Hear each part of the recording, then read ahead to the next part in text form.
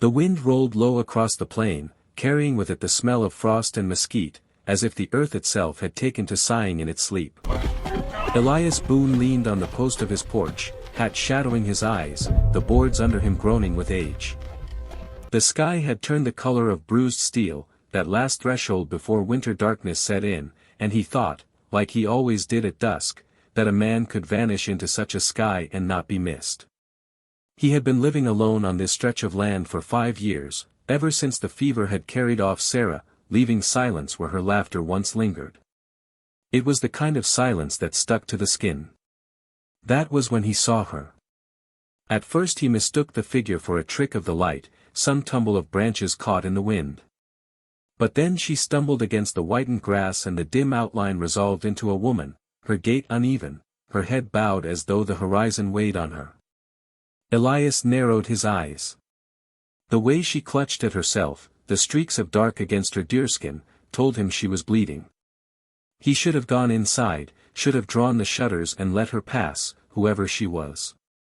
That was what the world had taught him: keep your distance, mind your fence, let no stranger bring their troubles to your door. Yet his boots moved him down from the porch, crunching against the frozen earth, even before he'd thought through what he meant to do. The woman faltered at the sight of him. Moonlight touched her face and revealed what the hat brim tried to hide: she was no settler. Her cheekbones were sharp, her hair braided and black as raven's wing, strands torn loose by the wind. Apache.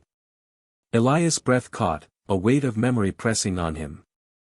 He remembered whispers in town, raids, scalps, widows made overnight. He remembered Sarah's trembling when gunfire had echoed once from the far ridge. Yet what stood before him was not a marauder. She was someone's wife, someone's daughter, blood seeping down her arm, her breath misting ragged in the cold. He raised a hand, palm out. Not command, not warning, something gentler, though he could not name it. She swayed. For a moment he thought she would turn and flee into the dark. But her knees gave way, and she collapsed at the edge of his yard, curling in on herself as though bracing against a blow. Elias moved to her without thinking. When he knelt, the earth was bitter through his trousers, the frost stinging. He touched her shoulder lightly. She flinched. Her eyes opened just enough for him to see the glint of defiance there, even as weakness clouded them. "I ain't here to harm you," he said, voice low, steady as he could manage. "You'll freeze if you stay out." Her lips parted, but no sound came, only a shallow breath. He caught sight of a wound beneath the deerskin, a gash that ran deep along her side. The sight twisted his stomach. He knew enough of blood to tell it had been left untended too long. Carrying her would be no easy task, but leaving her was not a choice he could bear.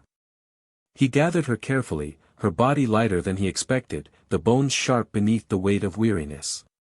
She stirred once, muttered something in a tongue he could not follow, then fell quiet again. Inside, the cabin was dim, lit only by the coals in the hearth. He laid her down on the cot against the wall, a space where Sarah had once mended clothes, the fabric scrap still folded in the trunk at its foot. For a moment Elias stood there, breath unsteady, staring at the stranger now filling the hollow of his home.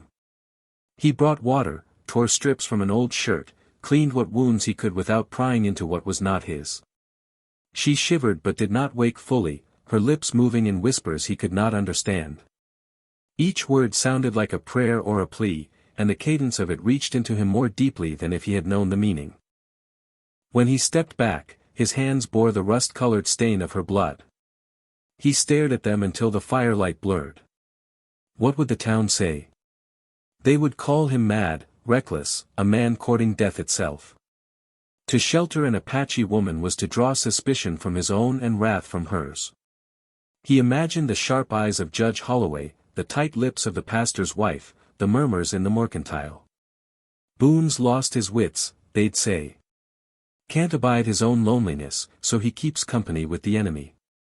The thought settled heavy in him. But when the woman stirred, face twisting with pain, Elias placed a hand near her, not touching but close enough to anchor. "You're safe here," he said, though he could not promise it. The night stretched long. He dozed in the chair by the fire, rifle propped near but untouched, the rhythm of her breathing drawing him back each time he drifted too far. At one point she woke, eyes opening to the glow of embers. She studied him, her gaze sharp even in weakness. He met it and did not look away. After a long silence she reached toward the table, took a small beaded bracelet from her wrist, and set it down there, a gesture he did not yet understand. Then her eyes closed once more. By dawn her fever had broken some. She sat weakly at the table, sipping broth from a tin cup. Elias moved about quietly, preparing wood for the stove, boots scraping against the floorboards. He did not ask her name, not yet. Names were bridges, and he was not sure either of them could bear the crossing. Still, he watched the way she held herself, spine straight despite exhaustion, eyes that missed nothing. She was not a guest. She was a storm that had entered his home, and with her came the weight of all the land between their people. The hours passed in a hush that was not empty but thick with unspoken things. Elias worked the ranch with her presence lingering behind him, mending a fence. He heard the faint splash of water as she filled a pail. Feeding the horse, he glimpsed her shadow in the barn door, steady though she limped. She moved like someone trying not to leave a mark, yet every step she took seemed to etch itself into his world. One evening, as he set 2 plates instead of 1, a thought pricked at him. Sarah would have approved. His wife had believed in mercy, in the worth of every soul. Elias had not. Until now. Still, fear lingered like a wolf at the door. At night he dreamed of riders cresting the hills, painted faces fierce, their arrows raining down upon the roof. He dreamed of townsfolk with cold eyes, turning their backs, letting him swing alone for the sin of compassion. He woke with sweat on his brow, only to find her sitting by the fire, murmuring words to the flames, words that sounded like both mourning and strength. Days folded into one another. Slowly she regained color, strength in her step, a steadiness in her hands. Once, when she saw him splitting wood, she limped forward and took up a log, setting it by the pile.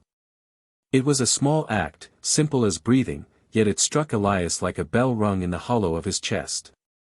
They did not speak, not truly. But the silence between them shifted, no longer sharp with fear but weighted with something unnameable. When their eyes met across the table, across the yard, it felt like standing on a riverbank, hearing water rush below, knowing one wrong step could sweep them both away. The 7th night brought wind again, low and restless, carrying with it a sound that made Elias still in his chair. He set down the tin mug, listening. At first he thought it was thunder. But then the rhythm came clear, the deep, steady beat of drums, echoing from the far ridge. He stepped to the porch, the cold air cutting sharp into his lungs. There, against the edge of dawn, he saw dust rising, a long line, too many to count, moving steady toward the valley. His heart clenched. He knew before she appeared beside him, her face pale in the half-light, that this was not thunder, not storm, but riders. Warriors. 200, at least. They were coming for her. And they were coming for him. Elias Boone stood at the edge of his porch, the frost crackling beneath his boots, and felt the silence close around him like the grip of fate. The valley trembled with the sound of hooves. Dust boiled into the air, catching in the pale gold of morning light. Elias Boone stood unmoving on his porch, rifle slung at his side though his grip was loose, unwilling to raise the barrel against men who came in such number. The ground seemed to pulse with the weight of 200 riders, each one a living question bearing down on him. Beside him, the woman stood tall though her body still bore the marks of strain. Her braid hung loose, dark hair tumbling in the wind. Her eyes fixed on the advancing column, yet her hands did not tremble. For a heartbeat Elias thought she looked more like a queen than a fugitive, every inch of her carved with dignity that refused to bow to fear. The first rank slowed as they neared the fence line. Painted faces glistened with sweat, spears lifted high, feathers streaming in the wind. The earth shook as the warriors drew their circle, hemming the small ranch in a living wall of muscle and steel. Elias felt the noose of it tighten. He could sense the town not far away, settlers peering from their ridge, waiting for the ranch to be torn apart, their whispers already shaping the tale of his fall. From the center of the riders, a man dismounted. His bearing was unmistakable, shoulders broad, eyes keen with authority that came from command rather than force. His hair was bound with eagle feathers, his chest painted with symbols Elias could not decipher but felt the weight of. This was the chief. The woman beside him stepped forward. She held her body straight, though Elias knew each step cost her strength. The chief's gaze found her, and in it burned fire, fury, grief, love braided into a single, cutting thread. He spoke a word, low and sharp, and the circle of warriors stilled. Elias could not understand the language, yet its meaning carried in the tone. A demand. A question. The woman lifted her chin. She answered, her voice clear though softened by days of weakness. She answered, her voice clear though softened by days of weakness. The exchange was brief, words clipped like arrows loosed from a bow. Elias felt as though he were standing in the path of two storms colliding, the air alive with tension that could break either way. Then the chief's gaze slid toward him. The weight of it was a blade at his throat. Elias swallowed hard but did not step back.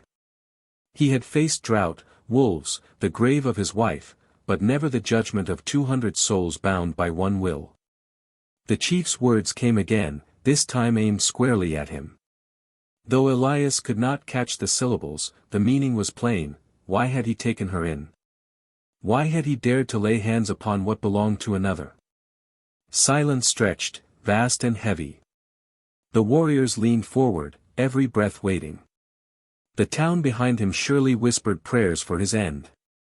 Elias felt the edge of shame press into his skin, shame that he might speak wrong, shame that compassion had led him into a trial no man could win.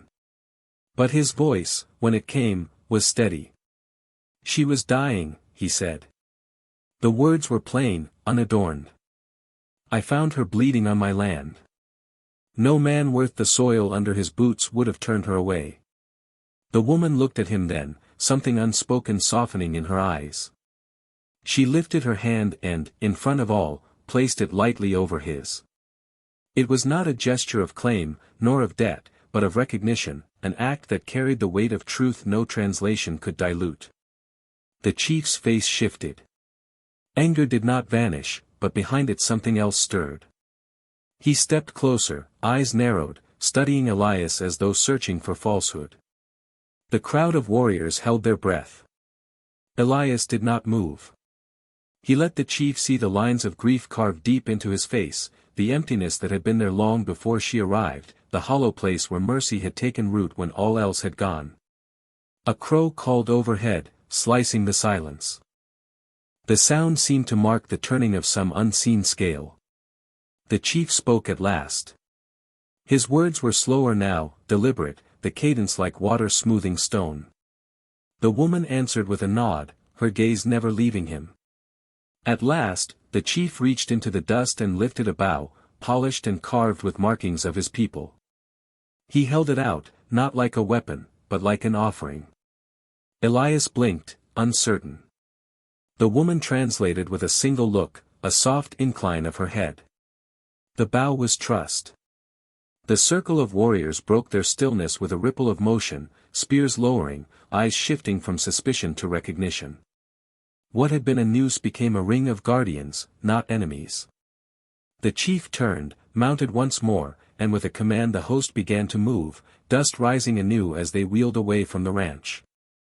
Elias watched them depart, the thunder of hooves receding into distance. The town's onlookers would scatter soon enough, robbed of their spectacle, their whispers left to curdle in the shadows of their own fears. He had not been slaughtered, nor shamed. Somehow, against all odds, he had been seen, and spared. The woman remained by his side, her shoulders squared, her face unreadable. The wind caught the edge of her braid, flinging strands across her cheek.